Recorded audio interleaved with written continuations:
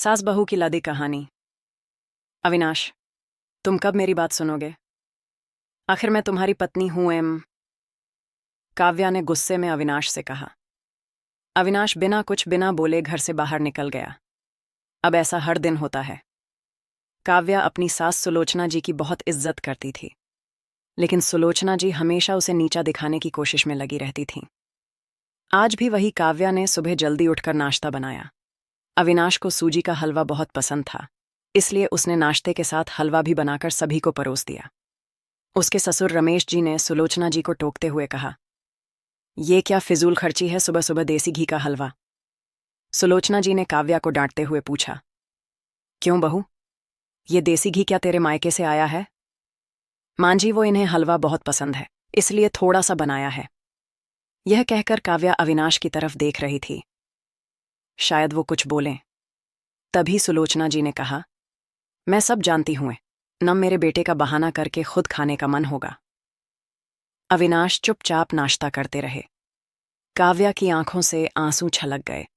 इससे ज्यादा बुरा तब लगा जब अविनाश बिना हलवा खाए ही ऑफिस के लिए चल दिए। काव्या घर का काम समेटने में लग गई। इधर सुलोचना जी बाहर ड्राइंग रूम में बैठकर बड़बड़ाती रहीं। काम करके काव्या अपने कमरे में जाकर रोने लगी। कितने नाजों से पाला था उसे उसके पापा ने। उसे आज भी याद है, एक बार उसने गाजर के हलवा बनाने के लिए कहा था, लेकिन मौन ने सूजी का हलवा बना दिया था। पापा को जब यह पता लगा तो वे तुरंत बाजार गए। वहां से ढेर सारा गाजर का हलवा लाए थे, और उस दिन बिना कहे 2-3 दिन में गाजर का हलवा बनने लगा। आज उसे सूजी के हलवे के लिए कितनी बातें सुनाई जा रही हैं। उसे गुस्सा सास ससुर पर नहीं, अविनाश पर था, जो कि कुछ नहीं बोल पाए। शाम को जब उसने अविनाश से शिकायत की तो वो बस इतना ही बोले, इस घर में केवल मौं की पसंद का खाना बनता है, आगे से मेरी पसंद का कुछ मत बनाना। काव्या ने अविनाश से बात करनी बंद कर दी। आखिर क्या कसूर था काव्या का? यही कि वह अविनाश से बहुत प्यार करती है। इसी तरह कुछ दिन बीत गए। एक दिन काव्या ने सुलोचना जी से कहा, मां जी, मैं अपने घर जाना चाहती हूं नम कुछ दिन के लिए। अगर आप कहें तो आज ही चली जाऊं। कई दिन पहले मौं का फोन आया था, कह रही थीं पापा की तबीयत ठीक नहीं है।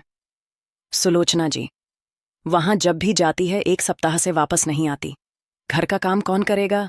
तेरे ससुर और मेरा बेटा शाम को थक हार कर घर आएंगे। यहां उन्हें खाना भी नसीब नहीं होगा। मुझे तो चक्कर आ रहे हैं, मैं खाना नहीं बना सकती। जाना है तो 1 दिन के लिए चली जा। काव्या मन मारकर 1 दिन के लिए पीहर पहुंच जाती है। वहां पहुंचकर उसे और भी आश्चर्य होता है। भाभी, मम्मी पापा कहाँ गए? काव्या ने घबराकर पूछा। उन दोनों का घर में मन कहाँ लगता है? तीर्थ पर गए हैं, न जाने कब आएंगे। वैसे तुम कितने दिनों के लिए आई हो? क्योंकि मुझे भी अपने पीहर जाना है। संगीता भाभी का यह व्यवहार देखकर काव्या चौंक गई। क्या ये वही भाभी हैं जो उनसे बहुत स्नेह जताती थीं? काव्या सोफे पर बैठी सोच रही थी। अच्छा, वो जो भैया ने मकान के पेपर साइन करा लिए थे, मैंने अपना हिस्सा छोड़ दिया था। शायद उसी साइन के लिए मेरे से प्यार जताया जा रहा था। काव्या उठकर खड़ी हो गई। भाभी, मुझे कुछ काम याद आ गया, मैं फिर आऊंगी, कहकर वह तेजी से घर से बाहर निकल गई। पीछे से गेट बंद होने की आवाज से वह समझ गई कि उसके जाने से भाभी को कोई खास फर्क नहीं पड़ा। भारी कदमों से चलते हुए वह मंदिर पहुंच गई, क्योंकि शाम से पहले यदि ससुराल जाती तो सुलोचना जी उससे कई सवाल करती। मंदिर में जाकर उसने भगवान के दर्शन किए। बस न कुछ मांगा न कुछ बोला। भगवान के चरणों में शीश नवाकर वह बाहर आकर बैठ गई। तभी सामने के पेड़ के नीचे उसे अपने माता पिता बैठे दिखाई दिए। काव्या भागकर उनके पास पहुंची। काव्या को देखकर उसकी मां रोने लगी। बेटी, तू यहां कैसे? पापा ने पूछा। वो छोड़िए, ये बताइए आप यहां कैसे? आप तो तीर्थ यात्रा पर गए थे। काव्या के सब्र का बांध टूट गया। उसकी आंखों से आंसू बह रहे थे। बेटी, तेरी भाभी ने तुझसे झूठ बोला है। बिजनेस में पैसा लगाने के लिए तेरे भैया ने मकान अपने नाम करा लिया। मकान के कागज गिरवी रखकर साहूकार से कर्ज ले लिया। उसके बाद हम बोझ बन गए, हमें घर से निकाल दिया। पापा, अब क्या होगा? काव्या ने रोते हुए पूछा। बेटी, तू चिंता मत कर, हम कहीं वृद्धा आश्रम में चले जाएंगे। तू अपनी ससुराल जा, वहां किसी को यह बात मत बताना। अपने माँ बाप को इस हाल में देखकर वह उन्हें अपने साथ ले जाना चाहती थी, लेकिन जहां उसकी कद्र नहीं है वहां माँ बाप की क्या इज्जत होती। भारी मन से काव्या ससुराल की ओर चल दी। आज उसे अपने लड़की होने पर अफसोस हो रहा है। काश वो अपने माता पिता के लिए कुछ कर पाती। घर आकर उसने बहुत मुश्किल से घर का काम निपटाया। उसके बाद अपने कमरे में जाकर गुमसुम बैठ गई। उसकी आंखों से आंसू बह रहे थे। अविनाश अपने ऑफिस के काम में लगे हुए थे।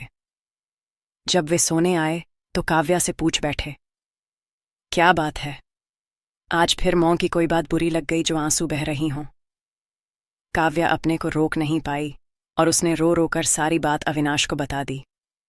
क्या मॉम पिताजी को यहां ले आईं? वे इस उम्र में कहाँ जाएंगे? अविनाश ने कोई जवाब नहीं दिया और करवट लेकर सो गए। इस बात से काव्या को बहुत गुस्सा आया। आज से मैं भी इनके मॉम बाप की सेवा नहीं करूंगी। देखती हूं कौन इनकी सेवा करेगा। रोते रोते काव्या सो गई। 2-3 दिन बीत जाने पर उसकी चिंता बढ़ती जा रही थी। एक दिन वह सब्जी लेने के बहाने उसी मंदिर में पहुंची, लेकिन उसके माता पिता वहां नहीं थे। पंडित जी, यहां मेरे माता पिता उस पेड़ के नीचे बैठे थे। कई दिन से उनका कुछ पता है। तुम्हारा नाम काव्या है क्या? पंडित जी के मुंह से अपना सुनकर काव्या ने पूछा। जी हां, लेकिन आपको कैसे पता? तुम्हारे माता पिता ने यह पता दिया था और कहा था वे अब यहां रहते हैं। काव्या ने पता देखा, वह यहां से कुछ दूर का था। काव्या ने मंदिर के बाहर निकलकर ऑटो रिक्शा किया और उस पते पर पहुंच गई। दरवाजा खटखटाया तो एक लड़की निकल कर आई। यहां का पता मुझे पंडित जी ने दिया है, काव्या बोली। आप काव्या दीदी हो, अंदर आ जाओ। काव्या को कुछ समझ नहीं आया। वह अंदर गई तो देखा उसके माता पिता सोफे पर बैठे थे। काव्या उन्हें देखकर रोने लगी। बेटी, अब क्यों रो रही है? तेरे कारण हमें यह मकान मिल गया। काव्या आश्चर्य से उनका चेहरा देखने लगी। लेकिन मॉम, आप यहां कैसे? और ये लड़की कौन है?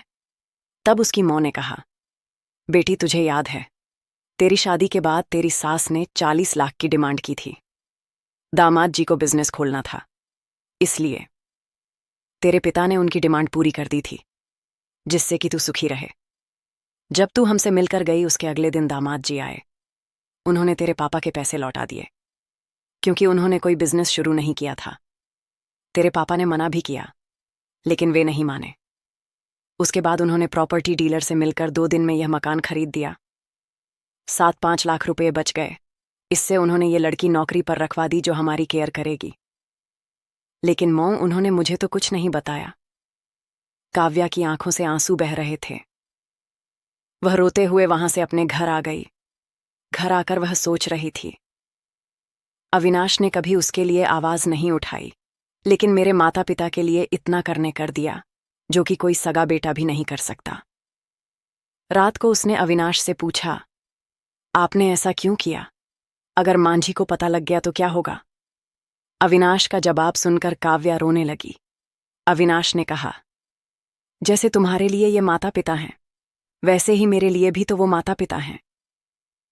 मैंने पैसे लेते समय ही सोच लिया था कि एक दिन ब्याज के साथ सारे पैसे लौटा दूंगा, लेकिन जब बिजनेस शुरू नहीं हो पाया तो मैं इन पैसों को अपने पास रखकर सही समय आने का इंतजार कर रहा था।